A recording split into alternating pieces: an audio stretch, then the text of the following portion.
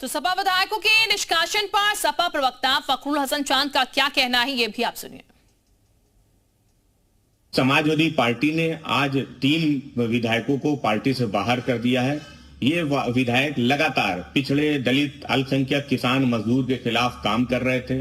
Bharatiya Janata party की PDA विरोधी नीतियों का समर्थन कर रहे थे। इसलिए समाजवादी पार्टी की चेतावनी के बाद भी ये पीडीए विरोधी कार्यों में लिप्त रहे। इसलिए समाजवादी पार्टी ने तीनों पीडीए विरोधी विधायकों को पार्टी से बाहर का रास्ता दिखाया। कुछ अन्य विधायक जिनके आचरण में सुधार था, इसलिए समाजवादी पार्टी ने उन पे कोई कार्रवाई नहीं की है।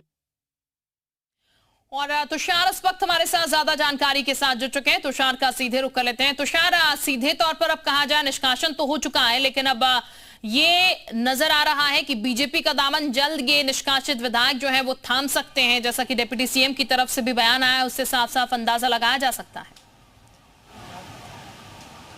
और बिल्कुल देखिए, ये तीनों विधायक बीजेपी के काफ़ी करीब हैं और ये तो अभी एक फॉर्मेलिटी की गई है। जबकि आपको बताऊं तो जब राज्यसभा का चुनाव था उसी समय इन तीनों विधायकों का अनुमान लगाया जा रहा था कि इन्हें जल्द से जल्द समाजवादी पार्टी बाहर का रास्ता दिखाएगी, क्योंकि राज्यसभा चुनाव के समय इन तीनों विधायकों ने क्रॉस वोटिंग की थी, यानी कि समाजवादी पार्टी का जो कैंडिडेट था उसके फेवर में वोटिंग न करके बीजेपी के कैंडिडेट के फेवर में वोटिंग की थी। तो उसी समय से इन लोगों ने समाजवादी पार्टी से दूरियां बढ़ा ली थी। अब कागजी तौर पर समाजवादी पार्टी ने इन्हें निष्कासित कर दिया है। निश्चित तौर पे अब बड़ा सवाल उठेगा कि क्या इनकी विधायकी बचती है या जाती है। तो इसके लिए विधानसभा में अपील कर दी गई है। आपको बता दें तो दल बदल कानून जो है वो इस पर अभी लागू नहीं हो सकता, क्योंकि अगर ये खुद इस्तीफा देते और भाजपा ज्वाइन करते तो शायद दल बदल कानून इनके ऊपर लागू होता और फिर उस समय इनकी विधायकी जा सकती थी। लेकिन अब विधानसभा अध्यक्ष को निर्णय लेना है कि विधानसभा अध्यक्ष इनके विधायकी पद को लेकर क्या करते हैं। दूसरी तरफ मनोज पांडे घर पे अमित शाह खुद जा चुके हैं।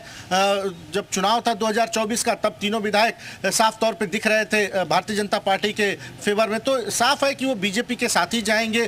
तीनों सवर्ण विधायक हैं, तो और कहीं जाने की इनकी उम्मीद भी नहीं है। और लगातार ये भारतीय जनता पार्टी के टच में रहे हैं, चाहे वो अभय सिंह हो, चाहे वो राकेश प्रताप सिंह हो, या फिर मनोज पांडे हो। कई बार मंचों पर भी दिखाई दिए। मनोज पांडे तो चुनाव प्रचार करते हुए दिखाई दिए थे, अमित शाह उनके घर पर भी गए थे।